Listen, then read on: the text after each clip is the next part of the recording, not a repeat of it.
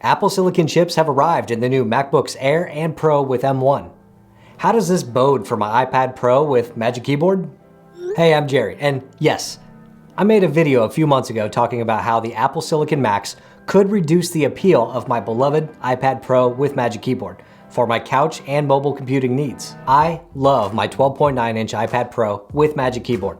This iPad has been my go-to computer for the last 2 years, and with the Magic Keyboard, it really just made it so much better by adding a trackpad. Together, they provide me with 95% of what I need in a device to get things done. The form factor for this device is very versatile because it really is a two-in-one device. I can pop the iPad off of the keyboard, sit on the couch and play games or surf the web, then connect it back to the keyboard to log into work servers, crank out emails, or do some research. Performance-wise, this iPad never slows down. It can keep up with whatever I'm doing. Even the 2-year-old A12X can keep up with my 2020 iMac for most tasks, and in some cases, actually outperform it. Because this is a mobile computer, the two things it must have, in my opinion, are good connectivity and good battery life. When I pick this thing up and go, I just want to have an internet connection no matter where I'm at. I don't want to fool with insecure or crappy Wi-Fi connections. The LTE on the iPad is built in and always ready when I am. I don't have to think about connecting or how secure the connection is. Battery life on the iPad is as good as it ever was.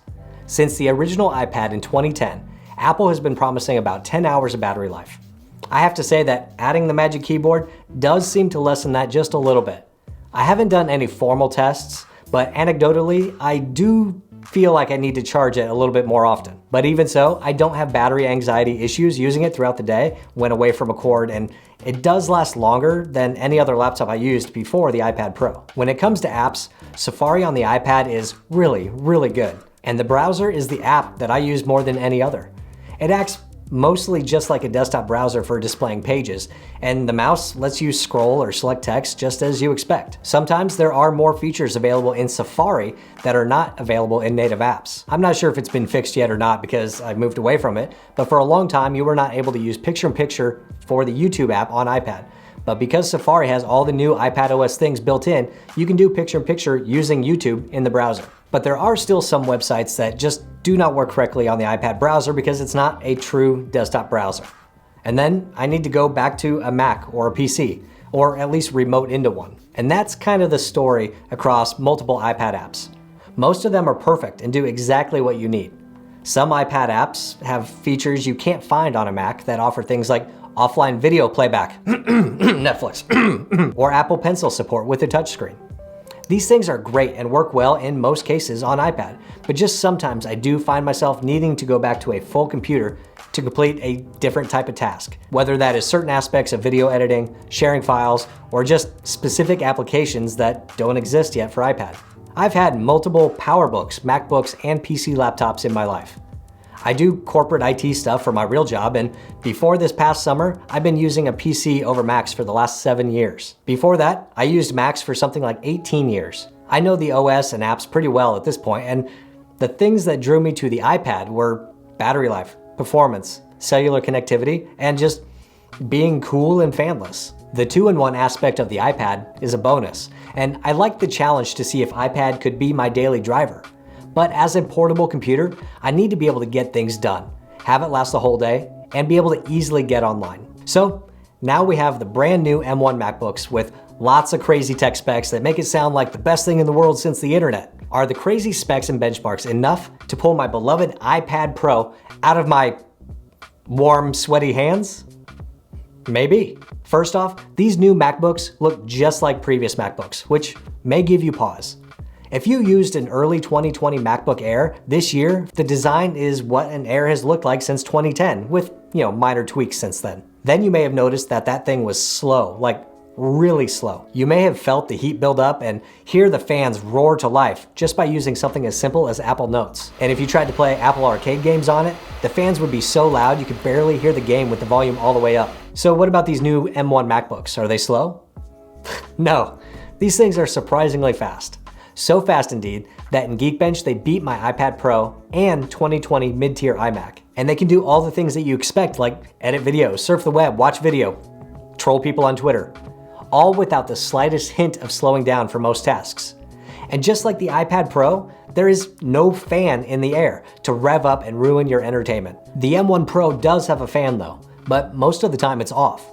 The only time I was able to hear the fan spin up in the Pro was after running Cinebench for 5 minutes or exporting a video with Premiere Pro, which is an Intel app that has not been updated for Apple Silicon. So with all that speed, you might be thinking, there's no way that battery life could be as good on the air because I'm running desktop apps and I'm using multiple windows and nothing's as optimized on macOS as it is on iPadOS. Well, you're wrong.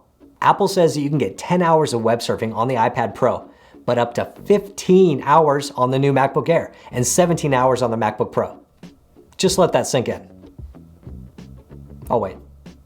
One other thing about the M1 powered MacBooks is that they can now run iPad apps natively. So if there's a really good app or game on the iPad that you want to play on your Mac, there's a chance it's available in the Mac App Store now. LumaFusion is one of my favorite iPad apps, and so I downloaded it onto the M1 MacBooks. It ran flawlessly. I could fly through the timeline, add clips, cut clips, do whatever I needed, and the export beat the iPad Pro by a couple of minutes.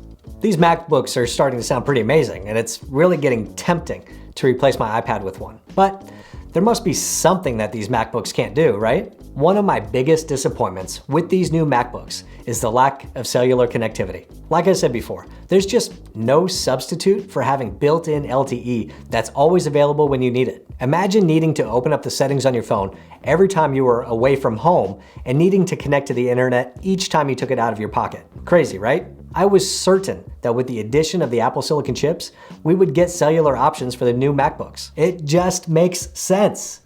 If they can do it on the iPad, why can't they do it on these? And I know there's gonna be some comments, so let me address it. Yes, I'm fully aware that you can tether from your iPhone, and you can even set the MacBook to automatically connect to your personal hotspot. But then you have the disadvantage of draining your iPhone battery. I just wish we had the option for cellular service. Touchscreen laptops have become pretty popular over the last few years.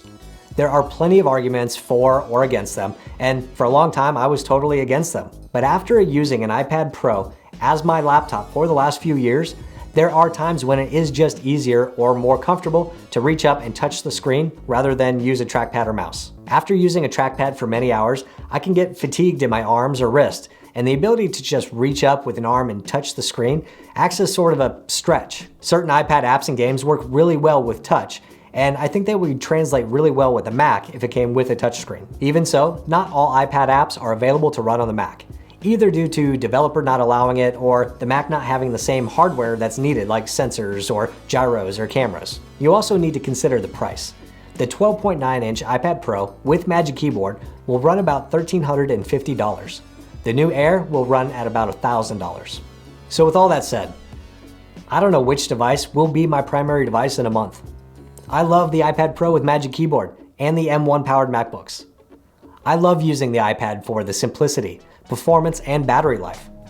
Although rare, there are times when I actually still need a full computer and either go to my desktop or at least remote into it from the iPad. I do like the idea of having a full computer again, with all of the new benefits of performance, battery life, and a slew of new apps to choose from because they can now run iPad apps. If I switch back to the MacBook for my primary device, I will get the benefit of running all kinds of Mac and iPad apps with outstanding performance and extended runtime. If I keep using my iPad Pro, I get an awesome 2-in-1 device, so I can use it whenever and wherever is most comfortable. I could just fire up any app and be online without thinking about it. But what about you? Which features are most important to you in a portable computer? Connectivity, apps, battery life? Let me know below. I'll probably continue to use both of these for a while until the time comes that I actually need to go somewhere and have to decide which one of these two devices I'll take with me. If you've already decided on a MacBook over an iPad and you need help deciding between a MacBook Air M1 and a MacBook Pro M1, you should check out this video over here where we go through them bachelor style. Hit thumbs up if you liked it, hit subscribe if you want, and I'll see you next time.